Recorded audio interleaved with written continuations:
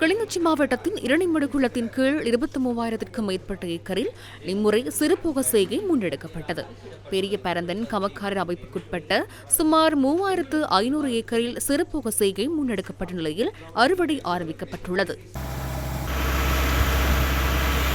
அறுவடைக்கு முன்பதாகவே இந்த நெல் கொள்வனவை பற்றி அரசாங்கம் அறிவிச்சு இன்னும் வெளியே ஒரு தீர்மானத்தை எடுக்கிறது உண்மையிலே ஒரு வரவேற்கக்கூடிய விஷயம். வெட்டுக்கு முன்பாக இந்த அரசாங்கம் சில அறிவிப்புகளை தருகிறது. விவசாயிகளுக்கு முன்னெடுக்கக்கூடியதாகவும் நன்றாகவும் இருந்து.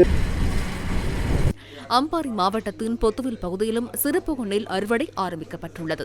பொத்துவில் விவசாய விரிவாக்கல் நிலையத்துக்குட்பட்ட சுமார் 7,400 ஏக்கரில் இம்முறை சிறுபோக செய்கை முன்னெடுக்கப்பட்டு தற்போது அறுவடை ஆரம்பிக்கப்பட்டுள்ளது.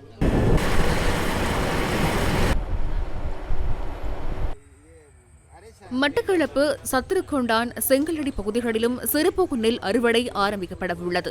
இம்முறை இந்த பகுதிகளில் சுமார் 13,000 ஏக்கரில் சிறுபோக செய்கை மேற்கொள்ளப்பட்டிருந்தது.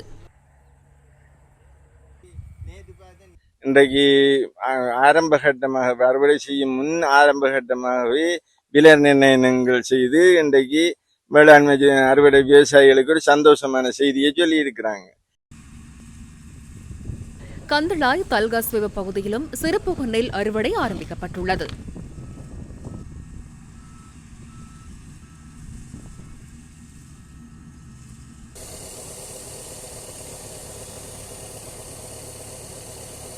இதனிடையே மட்டக்களப்பு மாவட்ட கமக்கார அமைப்பினர் மட்டக்களப்பில் ஊடகவியலாளர்கள் சந்திப்பினை ஏற்பாடு செய்திருந்தனர். இந்த அரசாங்கமானது தற்போது இந்த விலையை அறிவித்துள்ளது சந்தோஷமான ஒரு விஷயம். இந்த விலையிலே உடனடியாக கொள்வனவு செய்வதற்குரிய நடவடிக்கையினை மட்டக்களப்பு மாவட்டத்திலே செயற்படுத்தும்படி நாங்கள் கேட்டுக்கொள்கிறோம். இந்த முறையாவது இந்த அரசாங்கம் உரிய காலத்திலே உடனடி நடவடிக்கை எடுத்து இந்த களஞ்சிய சாலைகளை திறந்து நெற்களை கொள்வனவு செய்வதன் மூலம் உரிய காலத்தில் இந்த நெல்லுகளை வாங்கி களஞ்சியப்படுத்துவதற்கு வேலைகளை செய்யுமாறு நாங்கள் தாழ்மையாக கேட்டுக்கொள்வோம்.